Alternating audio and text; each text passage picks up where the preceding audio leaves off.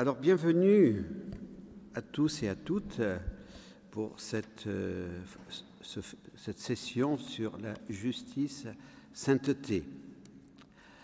Après la session sur la miséricorde de l'année dernière, il nous a paru important, en ce temps de crise des valeurs non négociables et de crise de l'Église, de choisir comme thème de notre session la justice sainteté.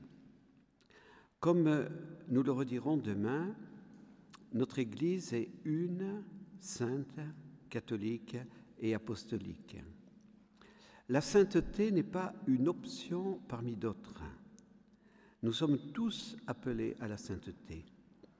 Mais pour prendre résolument le chemin de la sainteté, nous devons, c'est évident, accueillir la grâce rédemptrice méritée par Jésus et recevoir le don de la miséricorde de Dieu, notre Père.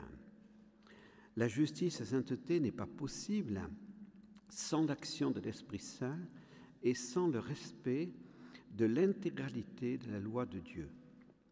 Jésus n'est pas venu abolir la loi, mais l'accomplir. Il continue aujourd'hui par son Église à nous demander l'obéissance aux 10 commandements dans l'esprit des béatitudes. La loi de Dieu n'est pas un fardeau, mais un don, un grand don, qui nous permet d'agir comme Jésus, Marie et Joseph. Je remercie à l'avance mon ami, Monseigneur Bernard Ginoux, évêque de Montauban, Maître Jacques Trémollet de Villers et les foyers amis qui vont témoigner. Et je remercie aussi chacun de vous qui avez sacrifié 3 jours de vos vacances pour participer à cette session dans l'esprit de famille voulu par nos fondateurs pour leur famille missionnaire de Notre-Dame. La liturgie sera toujours le centre et le sommet de chacune de nos journées. Comme je l'ai dit tout à l'heure, le Saint-Sacrement n'est pas dans le tabernacle pendant le temps des causeries, des conférences, il sera ramené uniquement pendant le temps des prières. Le livre du Lévitique est particulièrement important pour l'appel à la sainteté. Donc, le livre du Lévitique se trouve parmi les 5 livres du Pentateuque. Il est donc rattaché à Moïse. Les mots saint et sainteté reviennent très souvent en ce livre. Au chapitre 11, verset 44, nous lisons. On entend bien, là, ça résonne un peu, non? Ça va? Vous vous êtes sanctifiés et vous êtes devenus saints, car je suis saint. Oui, c'est moi, Yahvé, qui vous ai fait monter du pays d'Égypte pour être votre Dieu. Vous serez donc saints parce que je suis saint. La raison de la sainteté que les membres du peuple de Dieu doivent poursuivre, c'est la sainteté de Dieu. Yahvé a fait sortir d'Égypte Israël. Israël, il est le Dieu de ce peuple. Tous ses membres sont appelés à être saints parce que Dieu est saint. Nous trouvons le même appel au chapitre 19, verset 2 du Lévitique. « Soyez saints, car moi, Yahvé, votre Dieu, je suis saint. » Ce nouvel appel du Seigneur est suivi du rappel de la loi donnée par Dieu à Moïse sur le mont Sinaï, et il se conclut ainsi : « Vous ne commettrez point d'injustice en jugeant. » L'accomplissement de la loi pour le Lévitique, c'est donc la justice. Être saint, c'est être juste. Saint Matthieu dit : Saint Joseph était un homme juste. Matthieu 1, 19. L'identification justice-sainteté est encore confirmée dans le chapitre 20 du Lévitique, au verset 7 à 8. Vous vous sanctifierez pour être saints, car je suis Yahvé votre Dieu. Vous garderez mes lois et vous les mettrez en pratique, car c'est moi, Yahvé, qui vous rend saints. Au chapitre 20, verset 26, enfin, Dieu dit encore, « Soyez-moi consacrés, puisque moi, Yahvé, je suis saint, et je vous mettrai à part de tous ces peuples pour que vous soyez à moi. » Le verbe « consacrer » signifie être mis à part, comme cela est clairement dit dans ce verset. Israël a été mis à part des autres peuples. Il appartient à Dieu. Il est consacré, il est saint. Dans la prière sacerdotale de Jésus au chapitre 17 de Saint Jean, les exégètes traduisent le verbe agiazo que Jésus utilise par consacrer ou sanctifier. Les deux traductions sont équivalentes. Sanctifie-les ou consacre-les dans la vérité. Pour eux, je me sanctifie moi-même, je me consacre moi-même, afin qu'ils soient eux aussi sanctifiés ou consacrés dans la vérité. Cette identification, sanctification, consécration est particulièrement importante pour comprendre l'appel à la sainteté que Dieu nous adresse aujourd'hui, pour comprendre qu'il est un commandement et non une option. Par le don du baptême, nous avons été consacrés par Dieu, qui a infusé en nos âmes la grâce sanctifiante ou divinisante et les vertus théologales. Ces dons nous ont sanctifiés. Mais ce don divin appelle un devoir, la recherche de la sainteté. Des hommes baptisés, consacrés, sanctifiés ne sont pas cependant automatiquement justes. Ils doivent obéir à la loi de Dieu pour imiter Jésus, Marie et Joseph. Au chapitre 21, verset 7 du Lévitique, il est enfin parlé du prêtre qui est consacré à son Dieu. Tu le traiteras comme un être saint, car il offre la nourriture de ton Dieu. Il sera pour toi un être saint, car je suis saint, moi Yahvé, qui vous sanctifie.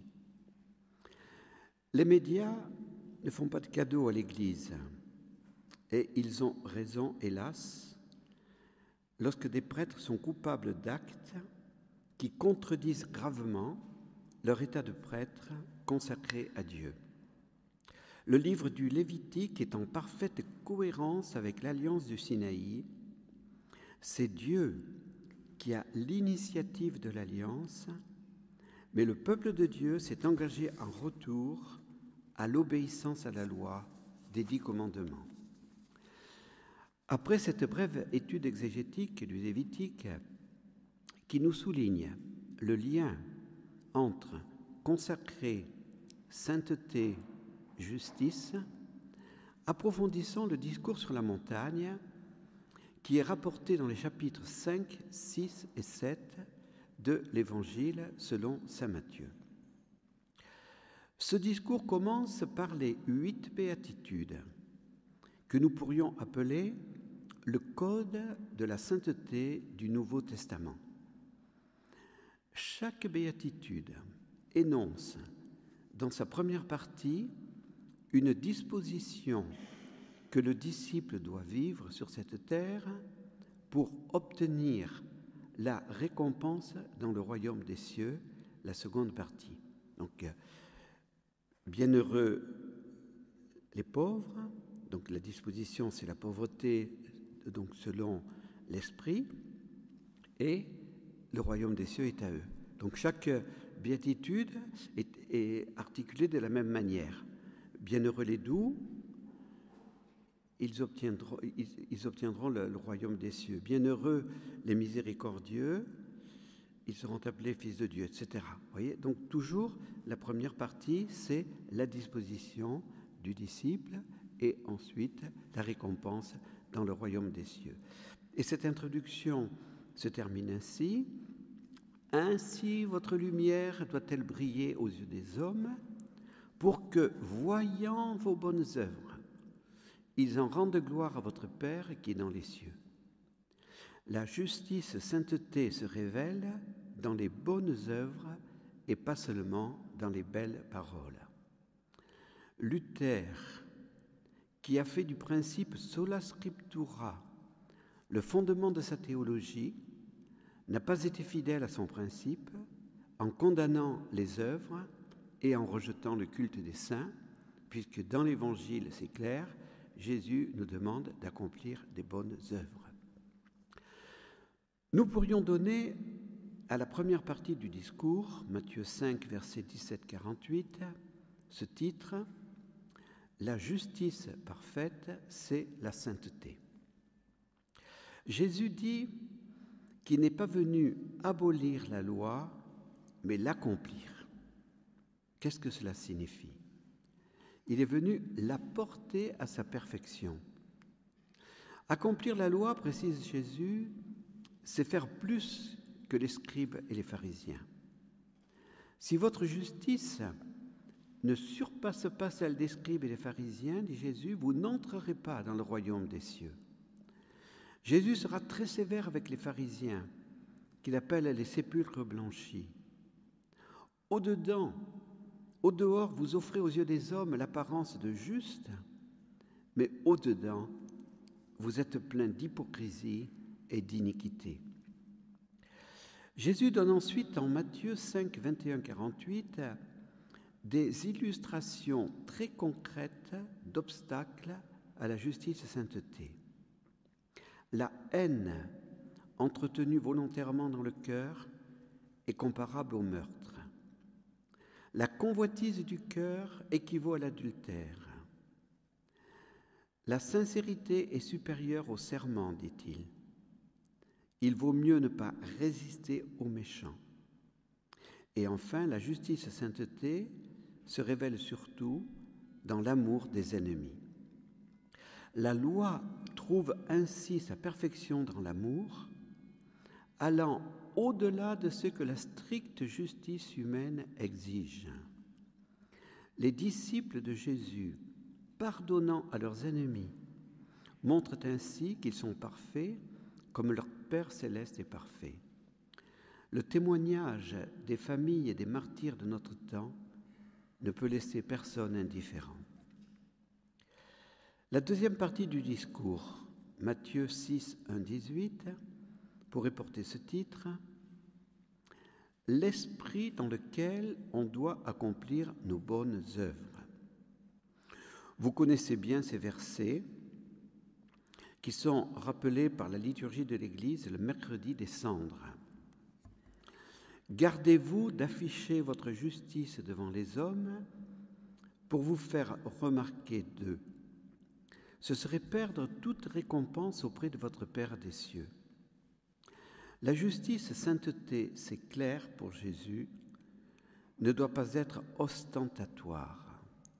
C'était le cas des pharisiens. Mais la justice et sainteté doit être seulement en vue de la gloire de Dieu. Et Jésus donne 3 illustrations concrètes à cet énoncé. L'aumône, elle doit être faite, mais en secret, sans claironner.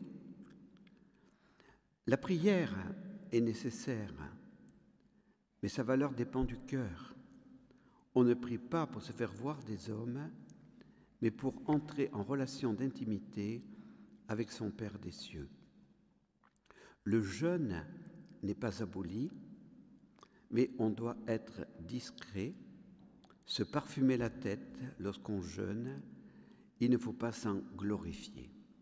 Donc, cette deuxième partie du discours est importante pour voir l'esprit dans lequel on doit accomplir nos bonnes œuvres. La troisième partie du discours, Matthieu 6, 19, 34. On pourrait donner ce titre « Attitude fondamentale du disciple ». Si le disciple est en accord avec la loi accomplie par Jésus, sa vie entière doit être unifiée. Son trésor n'est pas à amasser sur la terre, car il est dans les cieux. La lumière, dit Jésus, est incompatible avec les ténèbres. il faut choisir son maître, Dieu ou maman. Maman, c'est le démon qui rend esclave de l'argent. Le disciple ne doit pas se tourmenter, c'est-à-dire perdre le repos pour la vie de son corps, mais rechercher le royaume et la justice de Dieu, et tout le reste lui sera donné par surcroît. La quatrième partie du discours, Matthieu 7, versets 1 à 27, pourrait porter ce titre, « Monition concrète ». Jésus veut donner en cette dernière partie des exemples concrets pour illustrer ce que doit être la justice et sainteté des disciples. Elle ne doit pas en rester au niveau des principes, même si ces principes sont parfaits, mais elle doit s'incarner dans la vie quotidienne. Le disciple, dit Jésus, ne doit pas juger, c'est-à-dire condamner, pour ne pas être jugé. Il ne doit pas voir la poutre qui est il doit voir la poutre qui est dans son œil avant d'enlever la paille qui est dans l'œil de son frère. Le disciple ne doit pas gaspiller les choses sacrées. Il faut persévérer et insister dans la prière. C'est là qu'on a les 3 verbes demander, chercher, frapper. Et il faut croire en l'efficacité de la prière.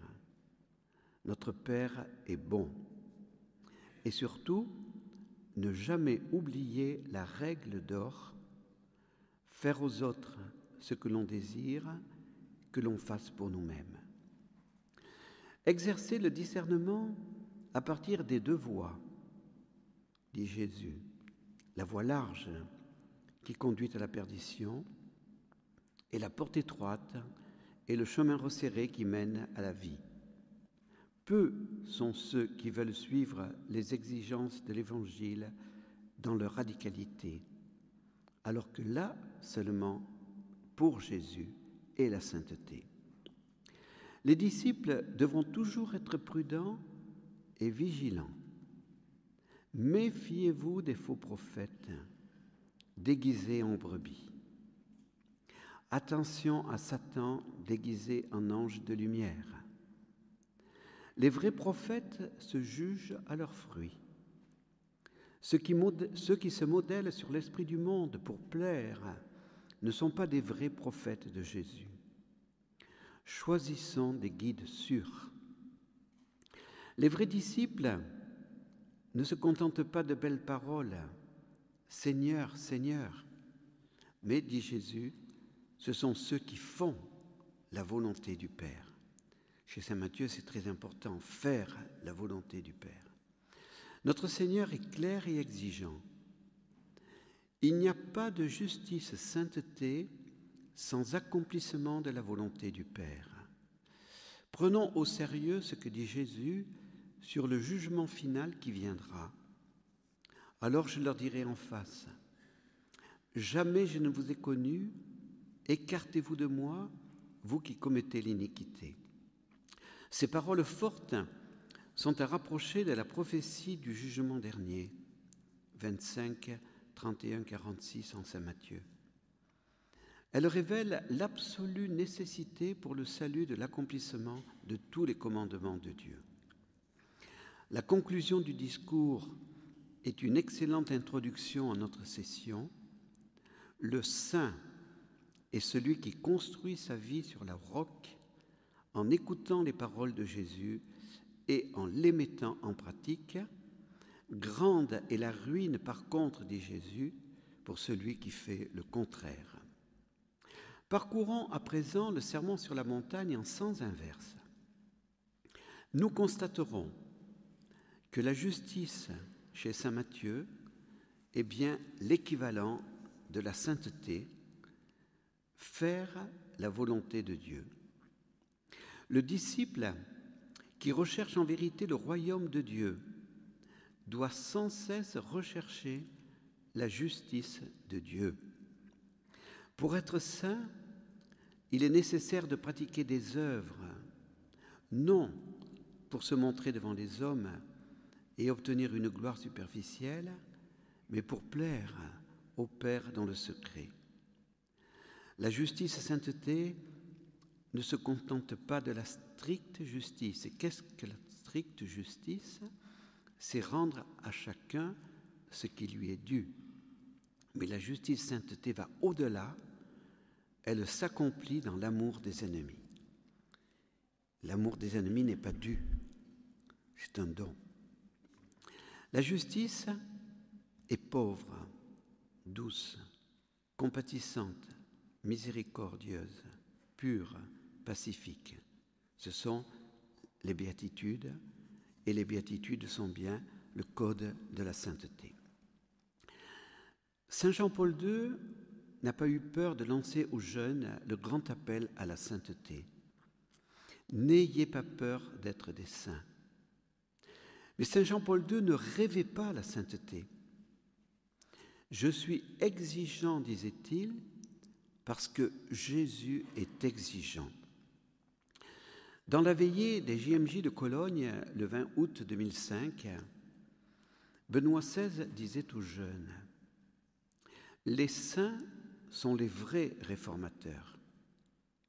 Je voudrais l'exprimer de manière plus radicale encore. C'est seulement des saints, c'est seulement de Dieu que vient la véritable révolution, le changement décisif du monde.